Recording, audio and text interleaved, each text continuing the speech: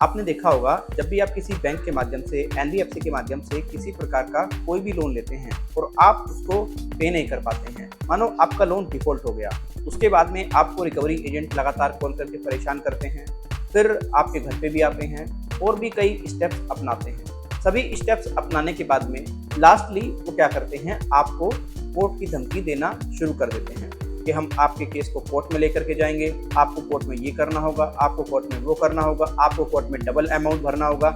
ये सब बातें आपके सामने ला करके रखी जाती हैं और कई व्यक्ति ऐसे होते हैं जो कि कोर्ट का नाम सुनते ही डर जाते हैं और डरना भी चाहिए भाई, कोर्ट से तो हर व्यक्ति बच के रहे तो ज़्यादा बेहतर है। तो इसमें सबसे ज़्यादा दिक्कत आ जाती है आप लोगों को। अब आपको एक बात जान करके बेहद ही खुशी होगी कि ये जो बैंक एनबीएफसी वाले हैं, कुछ बैंक एनबीएफसी वाले सिर्फ आपको डराते ही हैं, सिर्फ आपको ये कहते हैं कि हम कोर्ट लेकर के जाएंगे, बट वो कोर्ट लेकर के नहीं जाते हैं। तो आप अगर लोन लिए हैं किसी बैंक एनबीएफसी के माध्यम से और आप 2, 3, 4 ईएमआई डिफॉल्ट कर चुके हैं, आप पे नहीं कर पा रहे हैं, आपको ये डर है कि आपको कोर्ट में इंस्टेंटली जाना होगा।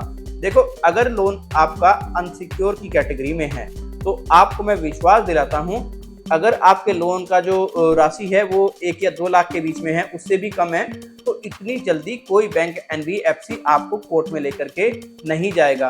कोर्ट में लेकर के जाने के बाद भी पता है क्या करते हैं एनबीएफसी वाले, बैंक वाले, ये आपके जो लोन है उसको ये कहते हैं कि आप एक काम करो, बाहर से बाहर ही क्लियर कर लो, सेटलमेंट कर लो, हम मामले को ही समाप्त करते हैं। तो ये होता है। कोर्ट में जाने के बाद में ये नहीं कि बहुत बड़ा वो हो जाएगा, आपको डबल अमाउंट देना पड़ेगा, पेनल्टी देनी पड़ेगी, ये करना पड़ेगा।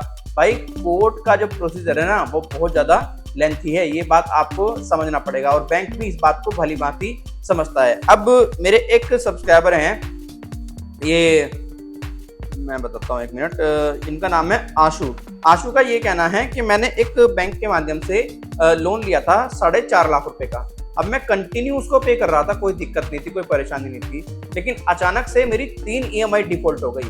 अब 3 ईएमआई डिफॉल्ट होने के बाद में मैं इस डर से बहुत ज़्यादा परेशान हूँ कि सर अब मुझे कोर्ट में जाना पड़ेगा। अब मुझे जब कोर्ट में जाना पड़ेगा तो क्या होगा, कोर्ट में केस कर दिया इन्होंने। अब मैं कह रहा यार, कोर्ट में केस कर दिया, मैंने उसकी प्रॉपर डिटेल देखी, मैंने कहा एक काम करो तो केस नंबर वगैरह मुझे प्रोवाइड करा। कह रहा सर कोई केस नंबर नहीं है, सिर्फ एक वो लाइए जिसमें बताया गया ऐसा। तो मैंने कहा यार कुछ नहीं है, वो 2 कौड़ी के 54 छाप हैं जो तुझे ऐसा डराने का प्रयास कर रहे हैं। तो ऐसा कर, नेक्स्ट मंथ जब तू बता रहा है कि क्लियर करने वाला है, अपनी 4 ईएमआई बैंक से बात करके अपना क्लियर कर दे, बात खत्म, तेरा किस्सा खत्म है, छुट्टी, टेंशन लेने की तुझे जरूरत नहीं है और टाइमली पे करता रहे। तो अगर कोई भी आपको कोर्ट की धमकी दे रहा है ना, तो मैं आपको विश्वास दिलाता हूँ वो कोर्ट में बहुत आसानी से नहीं जाएगा। कोर्ट में जाना यार बहुत बड़ा मामला है, ऐसे कोई कोर्ट में नहीं जाता है और कोर्ट में जाने के बाद भी अंततः सेटलमेंट ही होता है। तो काफ़ी व्यक्तियों का मानना ये होता है कि यार कोर्ट में जाने के बाद में बहुत दिक्कत आ जाएगी, बहुत परेशानी आ जाएगी। अब क्या होगा, कोर्ट में पता है डेट पे डेट लगती रहेंगी, ये तो है, लेकिन आपके मन में ये है कि आपको डबल अमाउंट देना पड़ेगा, ट्रिपल देना पड़ेगा, पेनल्टी इंटरेस्ट देना पड़ेगा। ये भैया नहीं कह सकते कुछ भी। देखो भाई साहब, जज साहब कोई वो नहीं है, जज साहब अच्छे तरीके से चीज़ों को चेक करेंगे, दोनों पर्सन की बात सुनेंगे।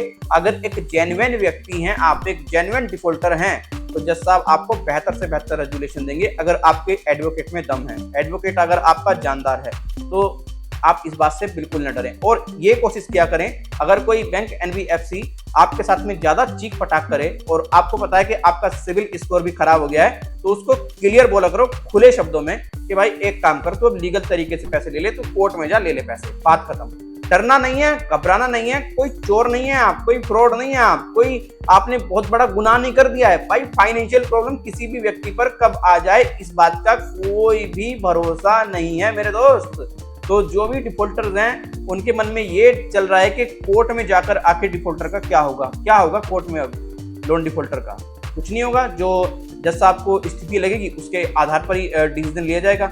ये तो है नहीं कि बस वही जज साहब बैंक की सुनेंगे, एनबीएफसी की सुनेंगे, जज साहब दोनों पक्षों की बातों को सुन करके बेहतर से बेहतर रेजुलेशन देंगे, ये मैं आपको विश्वास दिलाता हूँ। तो डरें घबराएं बिल्कुल ना कोर्ट के नाम से। कोर्ट के नाम से तो खुद बैंक एनबीएफसी डरते हैं, ये मैं आपको बता दूं।